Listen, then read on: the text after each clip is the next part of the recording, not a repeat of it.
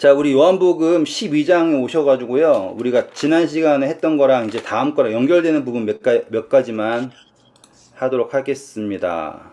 일단, 우리 그 12장 23절 한번 읽어줄래요? 예수께서 대답하여 이르시되 인자가 영광을 얻을 때가 왔도다. 네, 감사합니다. 지금 우리가 지난 시간에 했던 거 연결시키려면 이제 영광을 얻으신다라는 거 연결시켜야 되거든요, 지금. 영광을 얻는다라는 걸요. 어떻게 해석하느냐도 되게 중요해요. 한번 해볼게요, 이제. 우리 그때 복습하는 겸 해서 영광을 뭐라고 공부했던 거 기억나세요? 뭐라고 했었죠? 생명. 생명을 이끌어오는 것. 맞아요, 맞아요. 그래가지고 영광을 받는다라고 한다라는 걸 우리는 뭘로 했다고? 하나님께 이 생명이 오게 되는 것을 영광 받는다고 했잖아요. 확인해 보고 갈게요. 23절에 영광을 얻을 때가 왔다 하고서는 24절에 뭐라고 합니까? 내가 진실로 진실로 너에게 이르노니 한 알의 밀알이 땅에 떨어져 죽지 아니하면 한 알 그대로 있고 죽으면 많은 열매를 맺느니라. 네, 감사합니다. 얻는다를 우리는 이제 무엇으로 바꿔 생각할 거냐면은 생명을 얻는다라고 할 거예요. 자, 그래서 계시록 넘어가서요. 계시록 4장입니다. 네, 계시록 4장. 이 생물들이 나타나가지고요. 하는 이야기인데요. 9절부터 11절까지 읽어주세요. 그 생물들이 보좌에 앉으사 세세토록 살아계시는 이에게 영광과 존귀와 감사를 돌릴 때 24장로들이 보좌에 앉으신 이 앞에 엎드려 세세토록 살아계시는 이에게 경배하고 자기의 관을 보좌 앞에 들이며 이르되 우리 주 하나님이여 영광과 존귀와 권능을 받으시는 것이 합당하오니 주께서 만물을 지으신지라 만물이 주의 뜻대로 있었고 또 지으심을 받았나이다. 감사합니다. 자, 이제 이 이야기가 계시록에서 어떻게 해석되는지가 나오는 거예요. 예수님이 십자가를 통해서 무엇을 하신다라고 했냐면 영광을 얻는다라고 말씀하셨어요. 우리는 그 영광을 얻는다라는 것의 핵심을 깨달았을 때 영광이라는 것은 생명이라는 걸 알았고요. 생명이라는 것을 알았고요. 그 생명을 얻는다라고 하는 게 강제적으로 뺏는 게 아니죠. 지금 보니까 요한계시록 4장에 나온 건 뭐예요? 자발적으로 영광을 돌리죠. 네. 네. 지금 요 차이예요. 지금 이 생명을 주신 분도요. 그리고 영광을 받으실 분도요. 강제가 하나도 없는 거예요. 네. 그림 한번 다시 그릴게요. 이제 자, 창조라고 하는 것은 뭐냐면요. 생명을 주는 거예요. 맞죠? 창조라는 것은 생명을 줌입니다. 우리는 생명을 무엇으로 치환을 했어요? 영광이라고 했죠. 다시 말하면 창조주가 누구에게 영광을 돌리게 된 겁니까? 지금 실질적으로 피조물에게 먼저 영광을 돌린 거예요. 생명을 준 거죠. 근데 거기에 그것이 강제가 된 게 아니지 않습니까? 맞죠? 하나님께서 우리에게 생명을 주신 것은 우리에게 어떠한 것을 강요하신 게 아니에요. 절대로. 생명을 먼저 주셨어요. 그런 다음에 그분께서 우리에게 받으시는 게 뭐예요? 다시 또 생명을 받으시는 거예요. 다시 한번 볼게요. 자, 9절 보시면 그 생물들이 보좌에 앉으사 세세토록 어떤 분에게요? 살아계시는 분. 감사합니다. 살아 계신 분. 살아계신 하나님의 이름으로 이런 거 많이 보셨잖아요. 그렇죠? 살아있다 계신 분이에요. 살아계신 분. 그렇다는 것은 그분에게 무엇이 있다라는 전제예요. 생명이 있다라는 거죠. 생명. 맞죠? 자, 재밌는 부분 여기서부터예요. 집중을 잘 하셔야 돼요. 분명히 하나님은 살아 계세요. 이것은 상태적으로 그분은 생명이시기 때문에 살아 계신 거예요. 하지만 피조물인 우리가 하나님을 안 믿어요.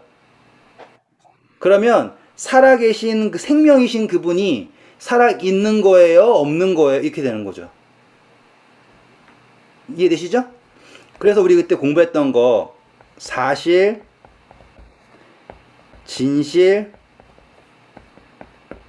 진리 했던 거 혹시 기억나시는지 모르겠어요. 짧게 설명해 드리면 사실이라고 하는 건요, 나타난 거예요. 나타난 건 어떻게 인식할 수 있냐면 내가 아는 범위에서만 사실이에요. 그러니까 내가 모르면 사실이 필요가 없는 거예요. 예를 들어서 이니 지사님이 원희 지사님을 때렸어요. 그것만 봤을 땐 이니 지사님이 원희 지사 때렸네 봤을 수 있어요. 근데 거기 뒤에 거미가 있었어. 거미를 잡아주려고 한 거야. 이 사실을 모르면 사실이 같은 사실을 봤을 때 사실이 같을 수가 없는 거잖아요. 맞죠? 그런데 또 이 진실이라고 하는 거는 사실에 너머에 있는 거예요. 이해되셨죠? 진실이라고 하는 거는 이제 뭐가 개입이 되냐면 내 자아가 개입이 돼야 되는 거죠. 공부했던 거 복습이니까 짧게 할게요. 진실이라는 범위. 그래서 이 진실이라고 하는 범위가 사실의 범위보다 훨씬 더 넓은 거죠. 예를 들어서 제가 제 아버지를 생각할 때 저 어렸을 때 무진장에 맞았어요. 엄청 많이 맞았단 말이에요. 그래가지고 아버지는 경상도 남자라서 말보다 손이 빠른 사람 이렇게 생각했어요. 그런데 제가 이제 제 아들을 낳고 보니까 신기하게도 이제 여기를 알게 된 거예요. 전 아버지가 기분 나빠서 때린 것 같고 화나서 때린 것 같았는데 제가 제 아들을 교육하다 보니까 요 범위까지 갔어요. 이해되셨죠? 그러면 성경을 우리가 사실로만 읽으면 성경을 읽을 때 하나님은 막 사람도 막 죽이고 전염병 해버리고 막 하잖아요. 그런데 성경을 어떠한 범위로 가서 보면 진실이라고 하는 범위에서 보면 성경 이야기는 또 다르게 볼 수 있게 되는 거예요. 여기까지가 우리가 지난 시간 설명했던 이야기예요. 그런데 여기에서 우리가 이제 어디로 넘어가야 되냐면 이 진리라고 하는 데로 넘어가야 되는 거예요. 진리라고 하는 걸 넘어갈 때 진리라고 하는 것은 이게 진실이라고 하는 뭐가 계속되는 게 진리가 아니에요. 진리라고 하는 것은 변치 않는 무언가예요. 이해되시죠? 그래서 우리는 진실이라고 예를 들어서 제가 제 아내를 사랑해요. 이건 정말 진실이에요. 라고 할 수 있어요. 하지만 그 사랑이 진리가 될 수는 없는 거예요. 이해되시죠? 진리라고 하는 건 변치 않는다라는 게 중요한 거예요. 예를 들어서 우리가 진리를 말할 때 안식일이 진리입니다. 이건 진리가 아니에요. 왜냐하면 그것은 하나의 사실에 불과해요. 왜냐? 안식일이라고 하는 거는 예를 들어서 안식일을 지키는 것이 맞습니다. 틀립니다. 안식일이 맞냐 틀리냐 이것은요. 사실의 개념이고요. 제가 안식일을요. 지켜요. 그런데 그 안식일을 어떠한 범위에서 지키냐면 이 진실의 범위에 지키잖아요. 다시 말하면 이건 뭐예요? 우리 공부했죠? 관계. 하나님과의 관계가 없는 안식일은 그거는 그냥 사실일 뿐이고 의미가 없는 거예요. 그런데 그 관계에서 나타난 안식일은 우리는 이 범위로 가게 되는 거죠. 여기까지 왔어요. 하지만 그럼에도 불구하고 그것은 진리로 갈 수가 없는 거예요. 왜냐? 진리라고 하는 것은 하나님에게 있는 변치 않는 무언가로 가야 된다 이 말이죠. 그래서 우리는 진리라고 얘기할 때 할 수 있는 이야기 있어요. 하나님은 사랑이시다 라고 하는 정의. 그쵸? 그 또 하나가 뭐냐면 바로 하나님은 살아계신다 라고 하는 거예요. 이제 제가 이야기하는 거가 이해되시죠 이제? 하나님은 살아계시는 분이 하나님이다. 왜? 그분은 무엇이 있으시니까? 생명이 있으시니까. 우리는 이것을 무엇으로 정의를 하냐면 진리라고 하는 것으로 정의를 하는 거예요. 여기까지 오셨죠? 자, 이제 다시 와볼게요. 쭉 오셔서 다시 요한계시록이에요. 10절 한번 읽어보실래요? 24 장로들이 보좌에 앉으신 이 앞에 엎드려 세세토록 살아계시는 이에게 경배하고 자기의 관을 보좌 앞에 들이며 이르되 우리 주 하나님이여 영광과 존귀와 권능을 받으시는 것이 합당하오니 주께서 만물을 지으신지라 만물이 주의 뜻대로 있었고 또 지으심을 받았나이다 하더라. 감사합니다. 자, 이제 요 이야기는 일단은 여기에 보좌가 있고요. 여기에 생물이 있고요. 24장로가 있고요. 이렇게 점점 확장되고 있는 거예요. 먼저 생물들이 영광을 돌렸죠.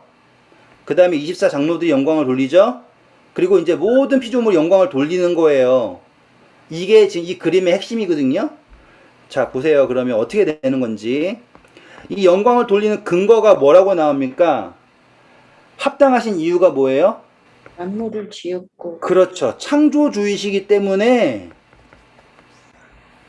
영광을 받으시기에 합당하다라고 얘기하는 거예요. 왜? 이게 모든 것이 누구의 뜻대로 되어 있으니까 창조주의 뜻대로 되어 있기 때문에 영광을 받으시기에 합당한 분은 누구이시다? 창조주이신 하나님이시다. 예수 그리스도이시다. 이렇게 된다 이거예요. 자, 이제 잘 보세요. 이제 합당하다라는 거. 요게 오늘 포인트예요. 12장 가겠습니다. 요한복음. 자, 24절 읽었으니까 제가 25절부터 26절 읽을 테니까 잘 따라와 보세요. 자기의 생명을 사랑하는 자는 잃어버릴 것이요. 누구의 생명을 사랑한다고요? 내 생각. 자기의 생명. 이 세상에서 자기의 생명을 미워하는 자는 영생하도록 보존하리라. 나왔죠? 자, 이제 창조주 쓰고요. 피조물 쓰고요. 피조물에게도 지금 생명이 주어졌죠? 근데 사실상 이 생명은 누구로부터 온 생명이에요? 창조주로부터 온 생명이에요. 그런데 지금 이 상태가 어떤 상태냐면 창조주가 피조물에게 존재할 수 있도록 다시 말하면 객체가 될 수 있도록 준 생명이란 말이에요. 이것을 피조물이 누구의 것을 생각을 하면 자신의 것으로 생각을 하면 이 피조물이 이 생명을 유지할 수 있어요, 없어요? 없다라고 말하는 거죠. 그리고 이 피조물이 결국에 깨달아야 될 건 뭐냐면 나는 지금 생명이 없으므로 누구 안으로 들어가야 살 수 있다라는 걸 깨달아야 돼요. 예수 그리스도 안으로 가야지 내가 살 수 있다라는 것을 깨닫고 그것을 선택을 해야 되는 거잖아요. 그래서 자신의 생명을 누구에게 돌린다? 하나님. 창조주에게 돌린다라고 하는 개념이 나타나야 되죠. 자, 다음 절입니다. 26절 읽어주세요. 사람이 나를 섬기려면 나를 따르라. 나 있는 곳에 나를 섬기는 자도 거기 있으리니 사람이 나를 섬기면 내 아버지께서 그를 귀히 여기시리라. 네, 너무 멋있는 것 같아요. 자, 여기에서 우리는 이제 확장이 딱 되는 게 사람이 나를 섬기려면 뭐 하라고 그럽니까? 나를 따르라. 그렇죠. 아까 말씀드렸던 거 똑같은 거예요. 지금 우리에게는 이 생명은 퀘스천이에요. 있는 게 없는 건지 뭔지도 모르는 거라고요. 그런데 이 생명이 우리의 생명이 누구로부터 왔다라는 걸 인정하면 창조주. 그래서 24장로가 뭐라 그래요? 영광과 존귀를 받으시기에 합당하다라는 걸 인정하는 거예요. 그래서 만물이 누구로부터 왔다? 창조주로부터 왔고 만물이 누구의 뜻에 있다라는 걸 인정하는 거예요. 창조주의 뜻에 있다라는 걸 인정을 한다 이거예요. 그것은 자아 포기가 아니라고요. 예수님이 뭐라 그런다고요? 나를 따르라. 되셨죠? 그러면 이제 누가 귀히 여긴대요? 하나님께서. 네, 감사합니다. 이제 다시 그릴게요. 우리가 제일 처음부터 했던 그림이 그대로 되는 거예요. 자, 우리는 하나님이라고 하는 하나님이라고 하는, 다시 말하면 우리는 아버지라고 하죠. 여기서 아버지. 공부했죠. 만물 위에 계시고, 그쵸? 만물 안에 계시고, 맞죠? 우리 공부했잖아요. 네. 만물 가운데 거하시는. 그래서 지금 하나님 안에 우리가 피조물이 있는데, 피조물 여기다가 이렇게, 이 피조물이 하나님을 인지할 수 없다. 이거 다 기억하시죠? 네. 그래서 누가 등장하게 된 거예요? 아버지의 형상, 영광, 그 모든 것을 그대로 투영하고 계시는 아들이라고 하는 존재가 피조물에게 있어 누구를 대신하는 거예요? 하나님 아버지를 대신하는 거죠. 맞죠? 네. 그런데 이 피조물은 사실상 요 안에 거하는 거예요? 아니면 하나님 안에 거하는 거예요? 라고 했을 때 개념적으로는 하나님이라고 하는 만물 위에 계신 그분 안에 있단 말이에요. 네. 그렇죠? 네. 그런데 이 안에 있는 것은 무조건적이죠. 왜? 피조물은 밖에 있을 수 있죠? 없잖아요. 없어요. 네. 그렇죠. 그러면은 피조물이 하나님 안에 있느냐, 하나님 바깥에 있느냐라는 것을 알 수 있는 유일한 방법은 피조물이 요 밖에 나갔냐, 들어왔냐가 아니라 누구를 따르냐, 안 따르냐, 누구를 섬기느냐, 안 섬기냐는 거예요. 바로 예수님을 섬기느냐, 그렇지 않느냐가 누가 어디에 있느냐를, 피조물이 어디에 있느냐를 결정하게 되는 거죠. 여기까지 이해되시죠? 그렇게 되면 하나님께서 귀히 여기신다라고 하는 것은 무슨 의미인 거예요? 하나님 안에 있다라는 것이 인정된다라는 거예요. 어떻게 했을 때 피조물이 자신의 생명을, 영광을 누구에게 돌릴 때?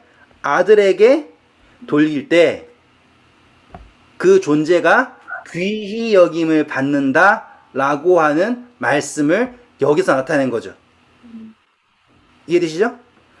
사단이 거부했던 게 뭐예요? 나는 하나님 안에서 있다. 누구를 섬기지 않으면서? 아들을 섬기지 않으면서. 하지만 하나님 안에 있다라는 것은 단순히 여기서 피조물이 착하게 어떤 행위를 잘해서 있는 것이 아니라 하나님 안에 있다라는 것은 누구를 섬김으로 있는 것이다? 예수님을 섬김으로써 하나님 안에 있는 것이다 라고 하는 이해되셨죠? 네. 네, 감사합니다. 자, 올게요. 이제 나를 섬기는 자도 어떻게 있다고요?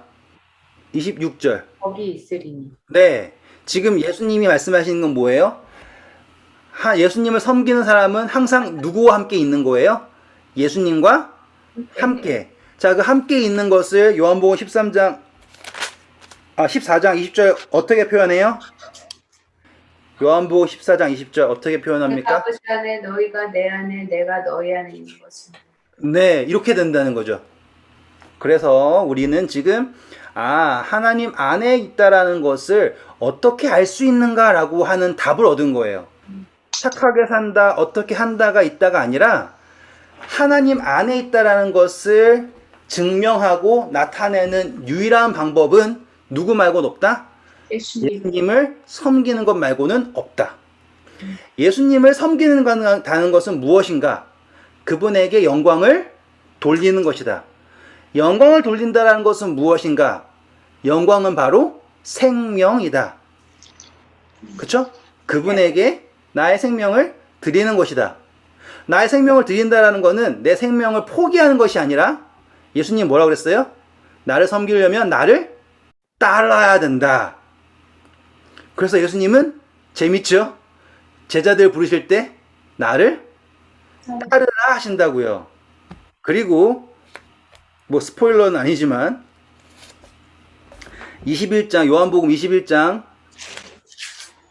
18절 보세요. 결국 예수님 하신 말씀 뭐예요? 22절 예수께서 이르시되 내가 올 때까지 그를 머물게 하고자 할지라도 내게 무슨 상관이냐 너는 나를 따르라 하시더라. 네, 감사합니다. 그러니까 예수님께서 하신 말씀의 핵심은 결국에 어디에 있습니까? 나를 따르라. 결국에 그분을 섬기는 것은 그분을 따르는 것이다. 이렇게 됐습니다. 자, 이 성경절이요. 우리 요한복음 12장 26절이요. 정말 중요하기 때문에 꼭 별표를 치시든지 하셔야 되는 게요. 왜냐하면 요 모티브라 그러죠. 요 사상이 앞으로 계속 반복이 돼요. 그러니까 예수님께서 결국에 하시고 싶은 말이 요 성경절 하나에 들어있는 거가 되게 많거든요. 예를 들어서 요한복음 3장 16절이 계속 나오는 것처럼 이것도 계속 나오거든요. 한번 확인해 볼게요. 일단 요한복음 14장 가셔서 3절 봐보세요. 가서 너희를 위하여 거처를 예비하면 내가 다시 와서 너희를 내게로 영접하여 나 있는 곳에 너희도 있게 하리라. 똑같죠? 나 있는 곳에 너희도 있게 하겠다라고 하죠. 17장 가셔서 24절 봐보세요. 아버지여 내게 주신 자도 나 있는 곳에 나와 함께 있어 아버지께서 창세 전부터 나를 사랑하심으로 내게 주신 나의 영광을 그들로 보게 하시기를 원하옵나이다. 와, 재밌지 않아요? 네. 함께 있게 하겠다. 그리고 거기다 또 덩달아 뭐까지 넣었어요? 영광이라는 단어까지 보이죠? 그래서 이 개념이라는 거를 조금 알고서 읽기 시작을 하시면 전체적인 이야기가 완전히 달라지는 거예요.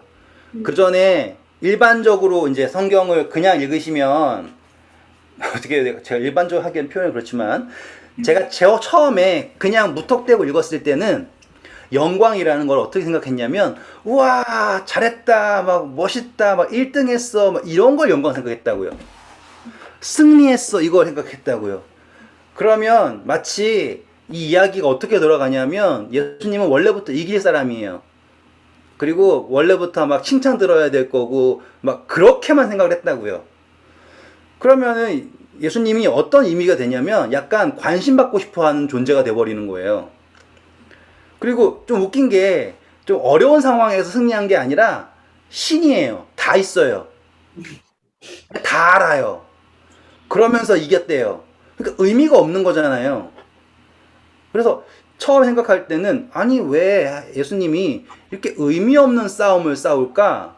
그걸 가지고서는 막 좋다 그럴까? 전지전능하고 모든 걸 다 아는데 그런데 잘 보니까 이 영광이라는 게 그냥 칭찬해서 되는 게 아니라 받은 생명을 다시 드리는 것을 영광을 돌린다라는 걸 배우니까 아무리 전지전능하고 모든 걸 다 아는 신이라 할지라도 누구에게 자유의지를 준 이상 이니스타님에게 자유의지라는 것을 주신 이상 그것이 너무나 귀한 거예요.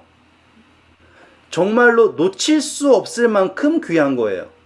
이제 느낌을 아시겠죠? 네, 감사합니다. 이 느낌을 아셨으면 그 다음에 예수님이 왜 이러한 일들을 하실 수밖에 없는지라는 게 이제 나타나기 시작하는 거예요. 한 번만 더 정리해 드릴게요. 하나님에 대해서 그리고 예수님에 대해서 사람들이 다 예수님은 신이고 모든 걸 다 알고 어쩌고저쩌고 생각을 하는 순간부터 성경에 나온 모든 이야기는 의미 없는 이야기로 해석될 수가 있어요.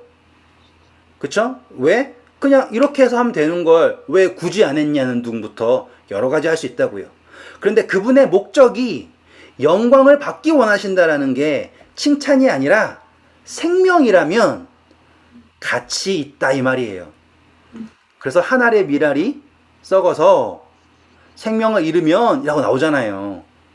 예수님은 그렇게 해서라도 그 영광을 얻길 원하신다라고 하는 거죠. 자, 이제 이야기가 달라졌으니까 그 다음 보시면 이제 달라져요. 이제 자, 27절 보세요. 지금 내 마음이 괴로우니 무슨 말을 하리요 아버지. 감사합니다. 보세요. 예수님이요. 뭐라고 표현했어요? 괴롭다고. 그러면 잘 보세요. 전지전능한 사람이 존재가 괴로울 수 있을까요? 없겠죠. 그렇죠? 그래도 괴롭다 하셨으니까 괴로울 수 있는 거죠. 그러니까 어떠한 방식의 괴로움인가를 이제 아셔야 되는 거예요. 자, 읽을게요. 아버지여, 나를 뭐하라고 하신답니까? 구원하여. 예. 이 때를 면하게 하여 주옵소서. 음. 이거 어서 많이 본 것 같지 않아요? 십자가에 돌아가실 때? 자, 겟세마네 동상에서도 할 수 있거든. 이 잔을 내게서 떠나게 해주세요. 네. 그쵸? 네. 이걸 가지고 우리는 이제 사람들이 어떻게 해석할, 이제 나중에 또 겟세마네 갈 때 또 할 거지만요. 뭘 생각한다고요? 예수님이 죽기가 싫어서 네. 이거를 안 하고 싶어서 괴롭다라고 해석한다고요. 네. 그런데 지금 예수님 그 다음 뭐라고 그럽니까? 그러나 나를 위하여 왔나이다. 그렇죠. 예수님은 자신의 오신 목적을 아세요. 네. 그러면 이것을 면하고 싶으신 건 아니라는 거죠. 네. 그쵸? 그럼 그분의 괴로우신 것은 무엇인가 이거예요. 믿음 우리 없는 나사로 했던 거 기억나시죠? 네. 11장에서 예수님 똑같은 거 하셨죠? 11장 가셔서요. 33절 보세요. 똑같은 말 하시죠? 예수께서 그가 우는 것과 또 함께 온 유대인들이 우는 것을 보시고 심령의 비통이 여기시고 불쌍히 여기사. 네, 같은 표현인 거죠. 기억나셔야 돼요. 네. 그분이 비통하신 건 뭐예요? 생명이 오셨음에도 불구하고 생명을 바라보지 않고 있는 그들이에요. 똑같은 거 찾아볼까요? 13장 21절. 예수께서 이 말씀을 하시고 심령이 괴로워 증언하여 이르시되. 감사합니다. 보세요. 여기서 예수님께서 괴로워하시죠? 네. 왜 괴로워하시냐면 지금 제자들이 발 씻고 있는데 예수님 모든 거 하셨잖아요. 성만찬 하고 계시거든요. 네. 근데 제자들이 알아요? 몰라요? 몰라요. 아무것도 몰라요.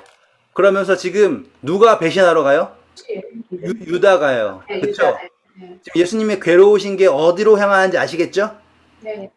네. 지금 그분의 괴로움은 자신이 죽기 싫어서 괴로운 게 아니라 네. 그럼에도 불구하고 힘들어하고 있는 그들. 아시죠? 그럼에도 불구하고 예수님을 팔아넘기려고 하는 유다. 똑같을 것 같아요. 제가 제 아들한테 제가 도와주러 왔는데도 막 걱정하고 있으면 똑같은 마음이 들 것 같아요. 지금 그분의 괴로움이 향하는 방향을 보셔야지 되는 부분이에요. 네. 자, 이제 예수님이 이 말씀을 하시고 나서 기도를 하세요. 우리 지난 시간 했던 건지만 이제 복습을 하면서 달라지는 부분이에요. 28절 보세요. 읽어주세요. 아버지여, 아버지의 이름을 영광스럽게 하옵소서 하시니 이에 하늘에서 소리가 나서 이르되 내가 이미 영광스럽게 하였고 또 다시 영광스럽게 하리라 하시니. 감사합니다. 자, 17장 가서 다시 볼게요. 이제 확장되는 거니까 24절 한번 다시 읽어주실까요? 아버지여, 내게 주신 자도 나 있는 곳에 나와 함께 있어 아버지께서 창세 전부터 나를 사랑하심으로 내게 주신 나의 영광을 그들로 보게 하시기를 원하옵나이다. 감사합니다. 자, 여기에서 우리 아버지께서 언제부터 아들을 영화롭게 했다고 합니까? 창세 전부터. 그렇죠. 하나님이 예수님을 모든 피조물이라는 것이 창조되기 이미 전부터 영화롭게 했어요. 왜 영화롭게 했대요? 사랑하사, 그쵸? 아들을 영화롭게 하셨대요. 그것은 무엇이에요? 생명. 맞죠? 여기까지 오셨죠? 그래가지고 하나님이 아들, 사랑, 영화, 영광 여기 오셨죠?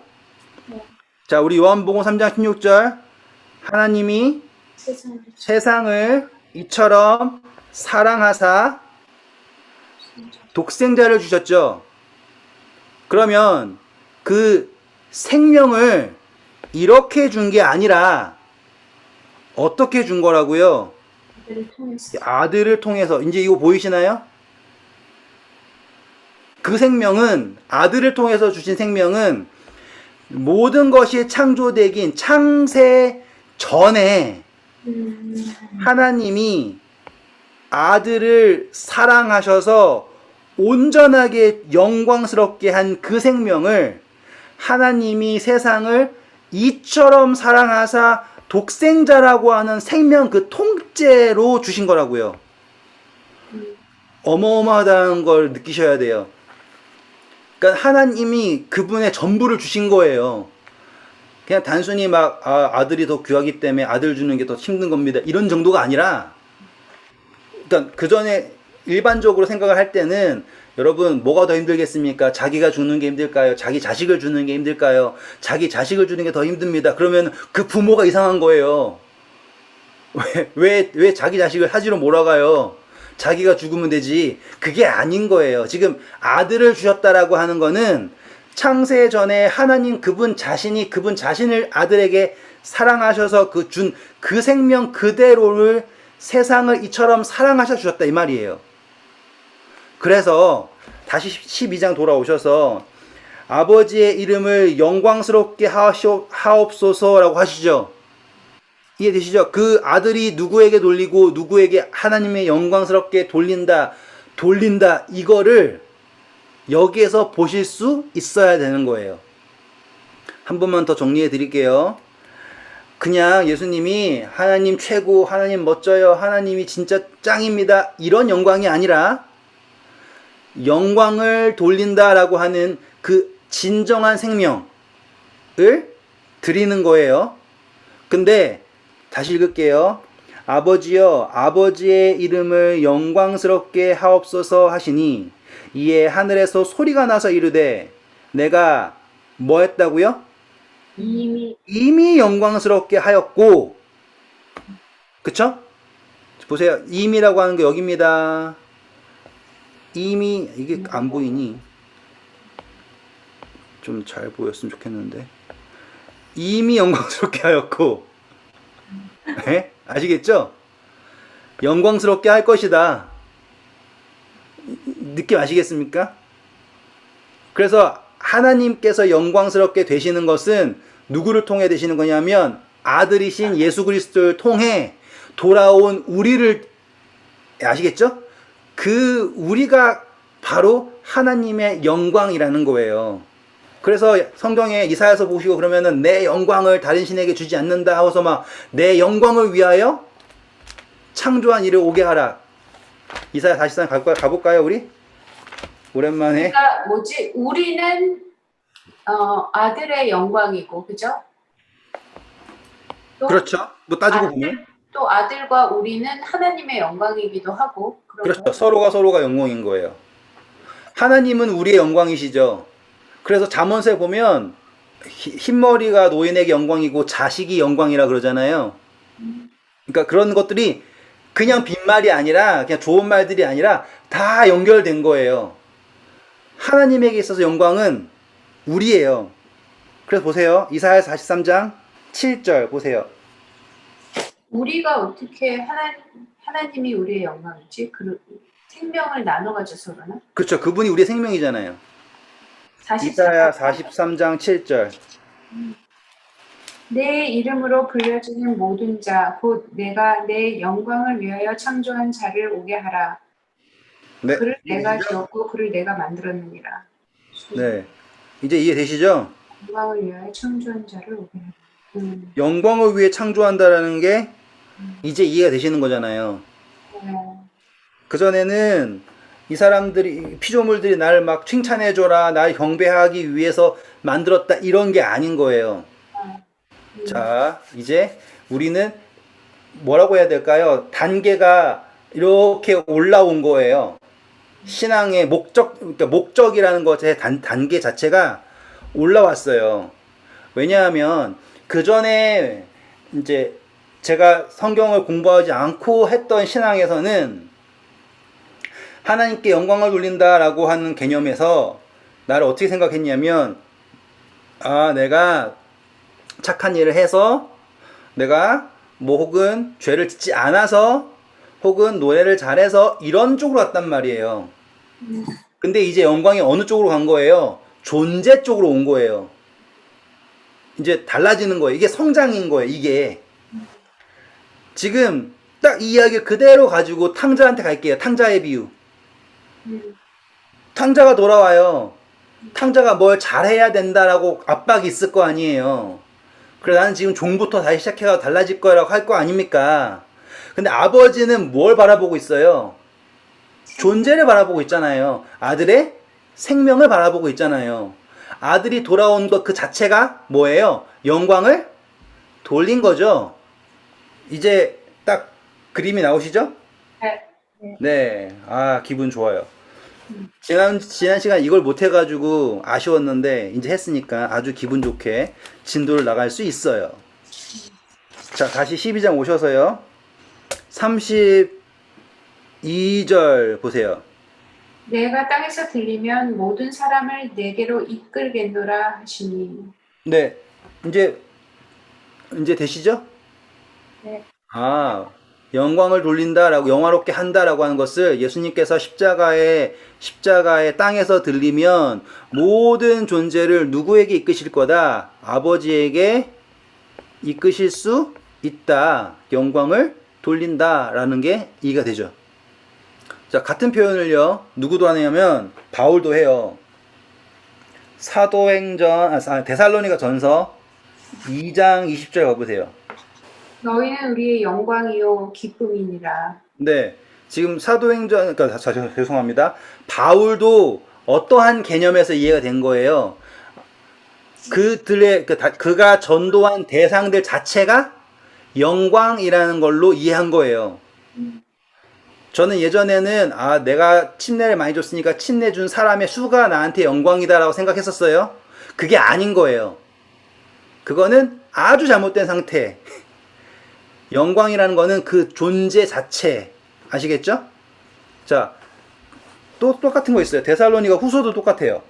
1장 10절 가보세요. 그날에 그가 강림하사 그의 성도들에게서 영광을 받으시고 모든 믿는 자들에게서 놀랍게 여김을 얻으시리니. 정확하죠? 영광을 누구에게 받으시느냐고요? 성도들에게서. 12절도 가보세요.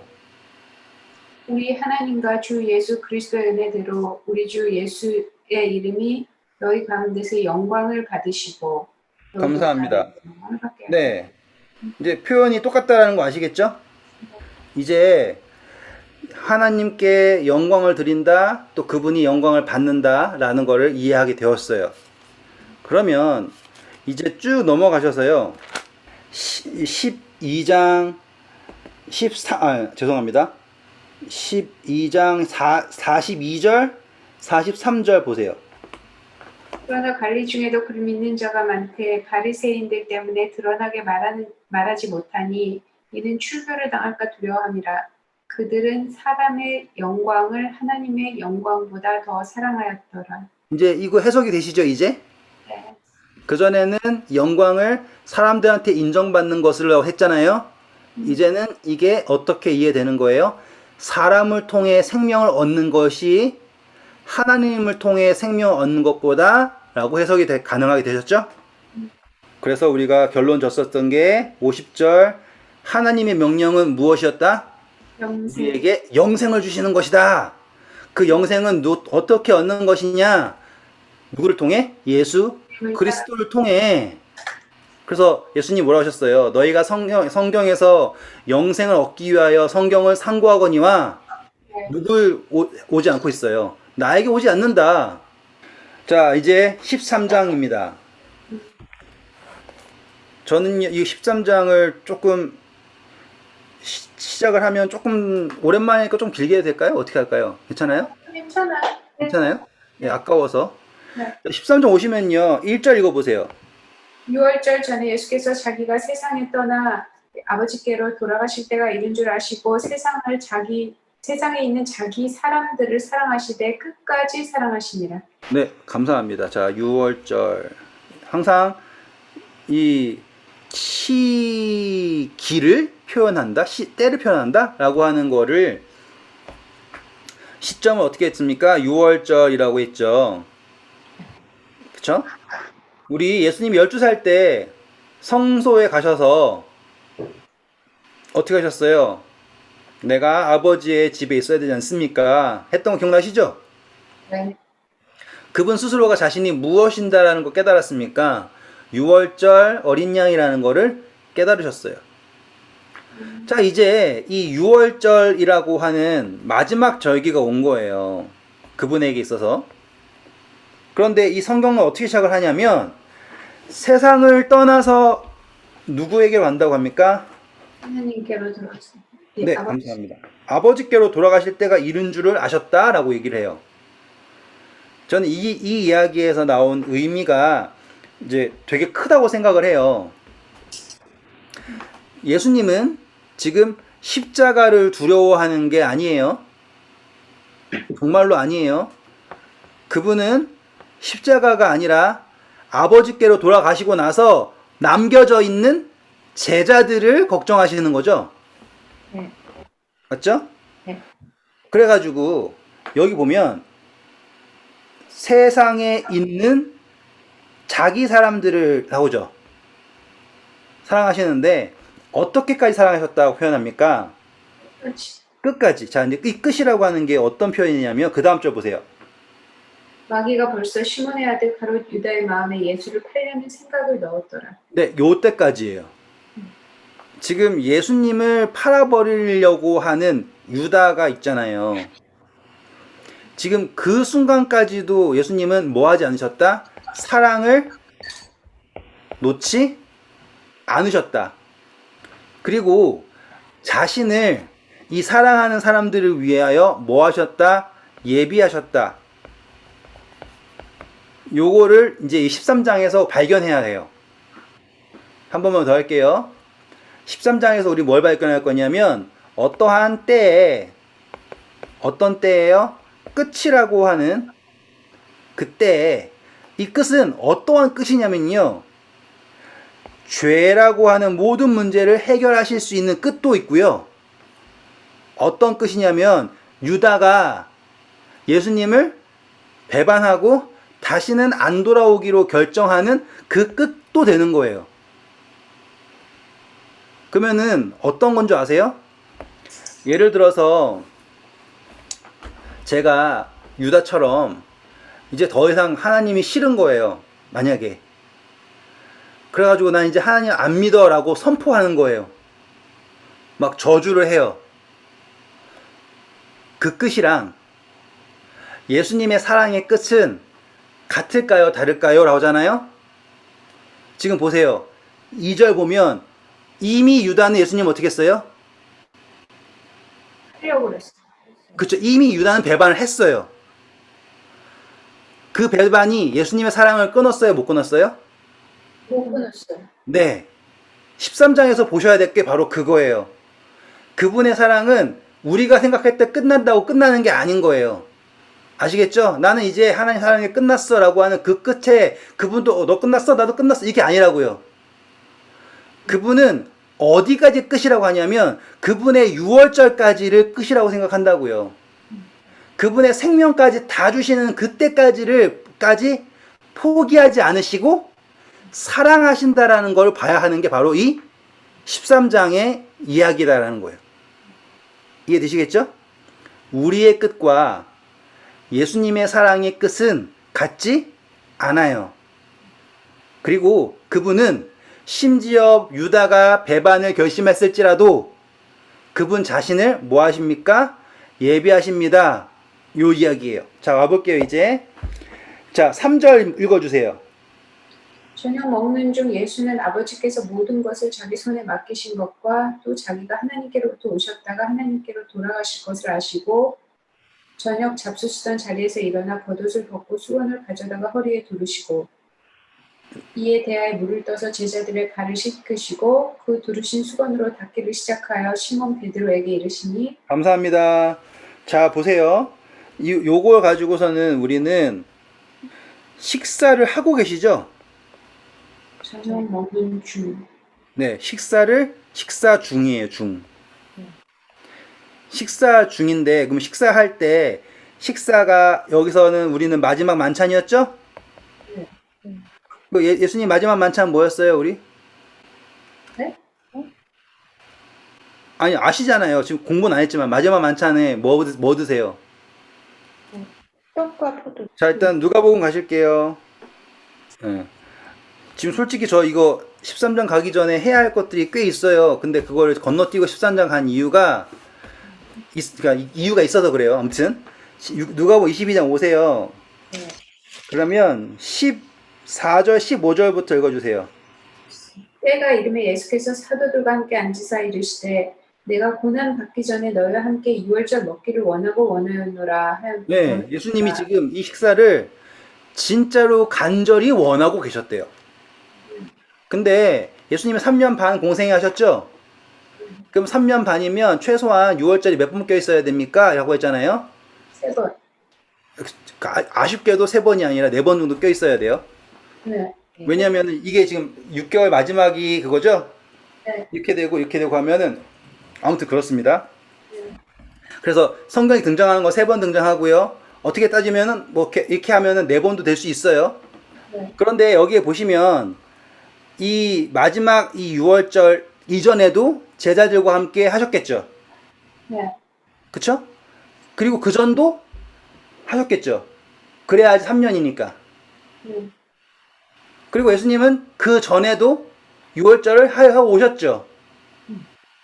근데 왜 이 6월절이 귀하냐 이거예요. 마지막이라. 이 6월절에 예수님께서 새로운 6월절을 보여주시기 때문에 그런 거예요. 새로운 6월절. 왜냐하면 우리 6월절 보면 무얼 먹어야 돼요, 원래? 고기, 양.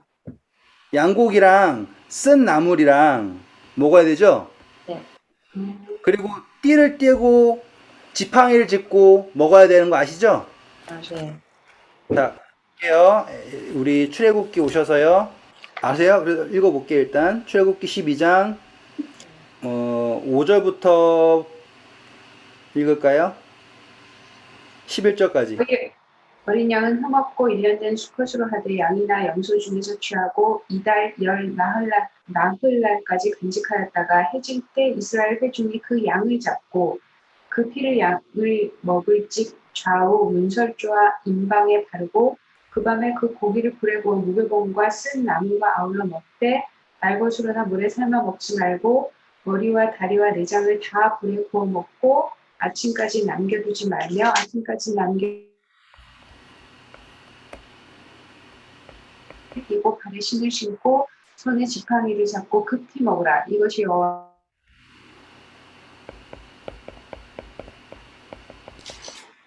지금 저한테만 끊긴 거죠? 언니가 일단 잠깐 끊겼어요. 네. 아, 그래요? 일단은 뭐 성경절 나올 거라 믿고요. 아 그래? 끊겼어? 네. 띠를 띠고. 네, 감사합니다. 자, 여기 보시면 양고기, 무교병, 쓴 나물 이렇게 돼 있어요. 근데 더 공부하겠지만 양고기를요, 원래는 내장 안 먹거든요, 성경에서. 그러네. 여기 다 먹으랬는데. 예. 그렇죠? 여기만 어느 것 하나 버리지 않고 모든 걸 다 먹어라 해요. 그전엔 다른 제사 지낼 때는 정강이 다 씻고 내장 다 씻어버리고 이렇게 하지만 이때는 모든 걸 다 해요. 그리고 무교병 쓴 나물이죠. 자, 무교병은 죄가 없어진 거예요. 누룩이 없어진 거. 네. 그리고 쓴 나물은 그 어려운 고난의 경험이에요.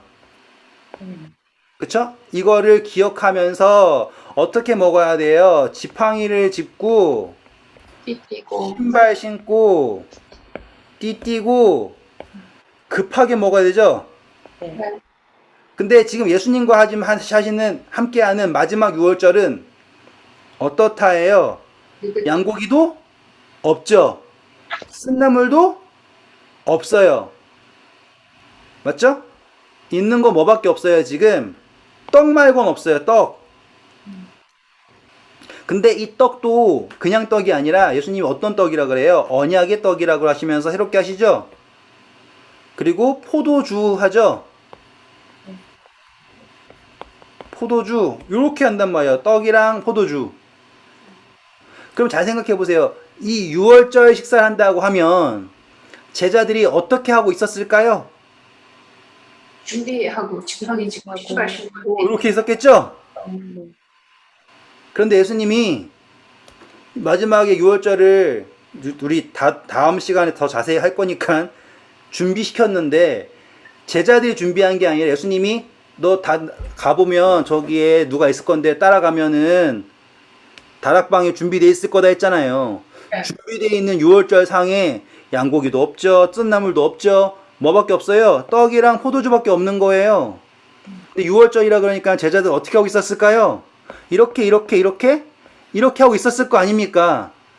그때 예수님이 어떻게 하셨냐면 일어나셔가지고는 발을 씻기시는 거예요. 그 말은 뭐예요? 이해되시겠죠? 그러니까 저는 요거 마지막 만찬 그러면 그림에 다 이렇게 누워 있어가지고 네. 이제 그러면은 제자들이 급하게 있었는데 안 쳤다고요? 예수님이? 그렇죠. 이제 예수님이 6월절의 모든 것을 다 없애시는 거예요. 아, 왜? 6월절이 지금 누구를 통해 성취될 거니까. 예수님. 예수님을 통해 성취될 거니까. 그래서 지금 발을 씻긴다라는 거를 사람들이요, 그동안 어떻게 해석을 하냐면, 섬긴다, 뭐 조금. 그러니까 식사로 들어갈 때 손 씻는 것처럼 누군가가 발도 씻고 손 씻고 해가지고는 밥 먹으러 가기 때문에 발을 씻겼다 그러는데 그게 아니에요. 6월절 식사는 절대로 발을 씻으면 안 돼요. 6월절은 뭐 해야 되니까 신발을 신고 지팡이를 쥐고 띠를 띠고 급하게 먹는 게 6월절 식사이기 때문에 지금 이 제자들의 발을 씻기는 것은 식사하기 전에 하는 정결 예식이 아니라 이제 제가 막 왜 이렇게 흥분하면서 말하는지 아시겠죠? 네, 근데 왜 하필이면은 가만히 있다가 왜 발을 씻기셨을까요? 이제 그걸 이제 설명하려고 하는 거죠, 지금 제가. 음. 지금 의도를 이해하셔야 돼요. 의도는 알겠어요. 예, 지금 6월절이라고 하는 것이 예수님을 통해 성취될 것이기 때문에 더 이상 양고기가 필요 없죠. 그쵸? 온전하게 예수님이잖아요. 그리고 쓴 나물도 필요 없어요. 그걸 누가 챙기셨으니까 이제 예수님께서 지우실 거니까. 다시는 눈물이 없고 다시는 사망이 없고 다시는 아픔이 없고 그렇게 하실 거잖아요. 남은 건 뭐예요? 나라고 하는 내 살을 먹으라고 하는 이게 남은 거고요. 내 피라고 하는 포도주가 남은 거예요. 그래서 새 언약을 세우시는데 그 언약을 세우고 있을 때 제자들의 자세가 어떠냐 이거예요. 이렇다고요. 그렇죠. 근데 예수님이 그거를 눈 뜨고 보실 수가 있어요, 없어요? 없는 거예요. 그래가지고 그분이 다시 이제 요한복음 오셔서 그러면 상황이 달라지는 게 보이실 거예요. 13장 2절부터 읽을게요. 마귀가 벌써 시몬의 아들 가롯 유다의 마음에 예수를 팔려는 생각을 넣었더라. 여기까지 오셨어요? 그 이야기는 뭐예요? 이 가롯 유다는 마음이 어떨까요? 뭐 화났죠. 그렇죠. 여기 보세요, 이거. 급하다고요? 지금 도둑질 할 사람은 마음 편해요, 안 편해요? 그렇죠. 정말 힘들죠? 그렇죠. 지금 6월절이라고 하는 것 자체가 만찬 자체의 핵심은 뭐냐면 급하게예요. 여기에는 여유 있는 그런 게 아니라 지금 그 자체가 뭐예요? 이거예요. 근데 예수님이 언약을 이 자는 나의 이것은 나의 살이고 이건 나의 새 언약의 피고 막 그러는데 그 의미가 살고 있어요? 못 살고 있어요? 못 산단 말이에요, 지금. 그렇죠. 그래서 예수님이 지금 거기에서 한 가지 더 나아가시는 거예요. 더 나아가시는 게 뭐예요? 저녁 먹던 중에 4절 저녁 잡수시던 자리에서 일어나 하고서는 겉옷 벗고 수건을 가지고 허리를 두르시고 나서는 뭘 하시는 거냐면 이 모든 것들을 싹 없애시는 거라고요. 여기까지 오셨습니까? 자, 제자들은 아직도 마음이 급하게 있으니까 예. 어쨌거나 그렇죠. 인사가 제일 급했는 것 같아. 그래서 조각 받고 급히 나가버린 게, 그렇죠. 그러네. 근데 여기서 이 제자들이 급한 그 마음이랑 사실 옛날에 하나님께서 그 유월절에 뭐 이렇게 뛰고 막 신발 신고 먹어 이렇게 급하게 먹으라 그랬던 그 의미는 다른 거잖아요. 그때는 하나님께서 급하게 너네가 탈출하라는 의미고 지금 이 제자들이 급한 건 그거고 그 다음에 그러니까 저는 그게 약간 너무 이렇게 이제는 급할 필요 없다 이런 거예요? 이게 왜 그 급하게 먹는 거를 느긋하게 해야 되는데 그렇게 큰 의미가 있는 거지. 네. 이제 나와요. 잘 보세요. 지금 이제 상황을 잘 보시면 제자들은 이제 어떤 상황이 된 거예요? 모든 것에서 놓인 상황에 간 거예요. 어떤 상황까지 들어왔어요? 언약이라고 하는 상황까지 들어왔다고요. 그분의 떡, 그분의 피, 포도주, 이해되셨죠? 이것을 함께함으로 언약의 상황에까지 놓였어요. 네. 그럼으로써 이 모든 것에서 놓인 상황에까지 됐단 말이에요. 근데 제자들이 그렇지 않죠. 그래서 예수님이 뭘 하시는 거냐면 발을 씻기시는데 이제 잘 보세요. 자, 갑자기 이제 수건을 가지고 오셔가지고요. 닦이시기 시작을 해요. 5절 읽어보실래요? 이에 대하에 물을 떠서 제자들의 발을 씻으시고 그 두르신 수건으로 닦기를 시작하여 시몬 베드로에게 이르시니 베드로가 이르되 주여 주께서 내 발을 씻으시나이까? 감사합니다. 지금 제자들이 12명이 있는데 둘, 셋, 넷, 다섯, 여섯, 일곱, 여덟, 아홉, 열, 열하나, 열둘 이렇게 열셋 이렇게 되는 거예요. 그래서 예수님까지. 예수님까 열셋, 예수님까지. 그래서 제 상석이 누구 어디게요? 예수님. 공부했었어요 그때. 제 상석 여기에요.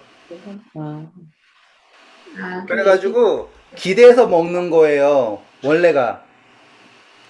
그래서 우리 쭉 가셔서 제자들한테 뭐라고 하시나 보세요. 23절 보세요. 13절 23절. 예수의 제자 중 하나 곧 그가 사랑하시는 자가 예수의 품에 의지하여 누웠는지라. 맞죠? 이거는 이미 발을 씻은 후의 얘기겠죠? 그렇게 생각할 수 있죠. 예, 맞아요. 그러니까는 그 포메이션이 어떻다라고 나오는 거예요. 네, 누웠다고요. 그렇죠.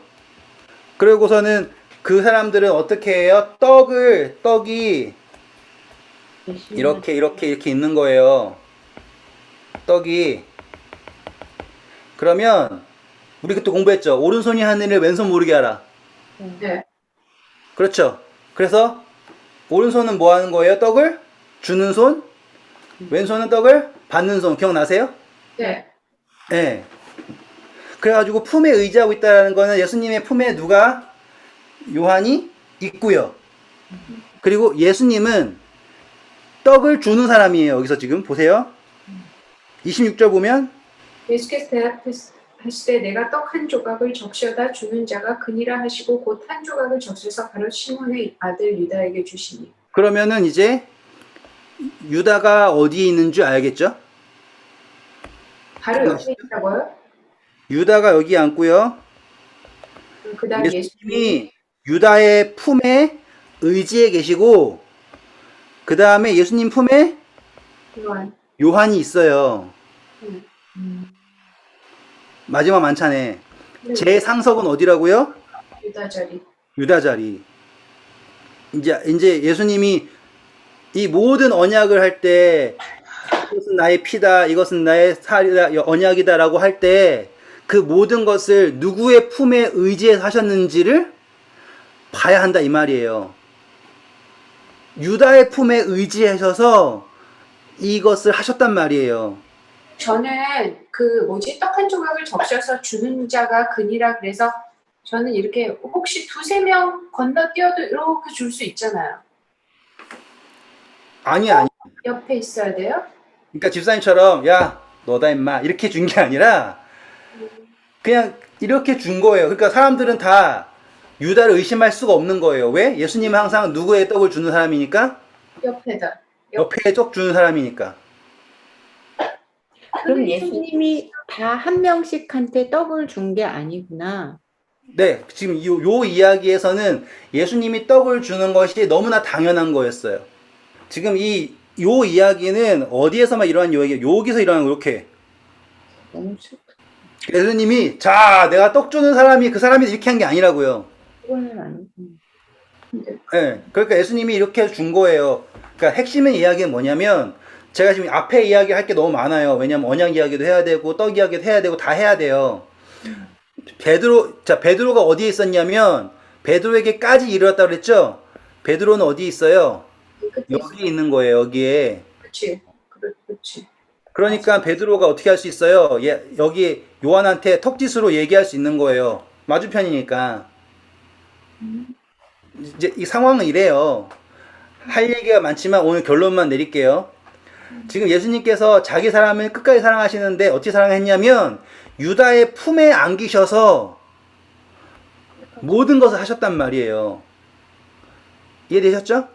그리고 그 품에 안겨서 있을 때 유다의 심장이 배반할 걸 이미 벌써 팔았단 말이에요. 벌써. 이미 은 30세겔에 벌써 팔았어요. 그러면 그 심장이 어떻겠냐고요. 쿵닥쿵닥 하겠죠.